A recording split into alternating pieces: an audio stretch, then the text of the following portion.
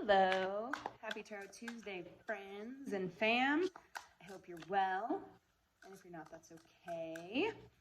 Welcome to this, we've made it through the Virgo full moon. We're into our second full week of March. And yeah, I hope you're doing well. So we are doing the Santa Muerte deck by Fabio Lestrani, who I believe is from Rome, or based there at least. And yeah, it's got a lot of really lovely kind of Dia de los Muertos, Calavera type vibes. So let's see what we got for this week, shall we? Ooh, the hair is being wild right now.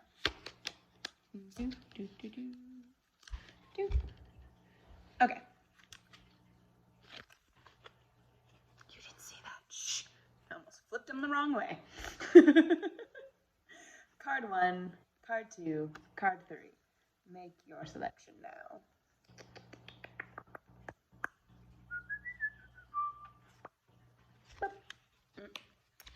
All right. So, if you picked card number 1, you've got the Two of Swords, which means there is some balancing that needs to happen in your life right now, mentally, mostly. There's maybe some conflict happening in your brain where different sides of your brain, parts of your brain are not working in collaboration and harmony with each other. It could also mean, a coworker or someone you're in relationship with, communicating with, your mental states are not working well together. But this card is really giving you advice to really see, why are these blades both not cutting together? We clearly are this set that is supposed to work a certain way. Are we dull? Do we need to be sharpened? Does this part have some sticky tape on it from someone cutting it with a different thing?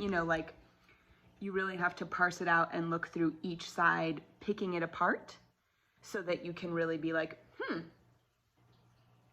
maybe it's not working because you're too tired to have this conversation and I'm too spiky to have this conversation. Let's go away and regulate. Or maybe it's not working because we're not realizing that we're on the same team and we're communicating as if we're on different teams. So whatever thing that's happening, whether it's an inner turmoil or conflict with you and somebody else, take a time out and really get to the bottom of where everybody's coming from and what they need to work in harmony. If you picked card number 2, you've got the Page of Pentacles. Now the pages, they've been through the entire journey of all of the numbers 1 through 10. So they are not going to make the same mistake twice. Now, as you can tell, we've done a lot of harvesting and lovely stuff in Pentacles of having this very, seeing the fruits of our labor in our material worlds. Now the page is here just sort of still foraging around and still picking stuff and making sure that that the system is working correctly. So with this card, the advice here is really to kind of understand that even though you've made a great harvest, that the work never really ends. It doesn't mean, you didn't do well or something like that. The page is very, very aware that I did a great job. I made this great journey. Let's keep going. Let's have a bigger harvest. Let's keep harvesting. Let's keep tending to these plants that we just harvested from so they produce more fruit. Let's get back to work, understanding and appreciating how far we've come. So that's the advice here. Return to the basics, return to the routine. If you're feeling where do I go from here now? Because I've reached some type of end moment or end of a chapter. Return to the routine, return to the stuff and it'll give you the answer on how to go forward. If you've picked card number 3, you've got the Devil. Now, as you can tell, this guy's real neat. But anyway, with the Devil, it can mean one of two things.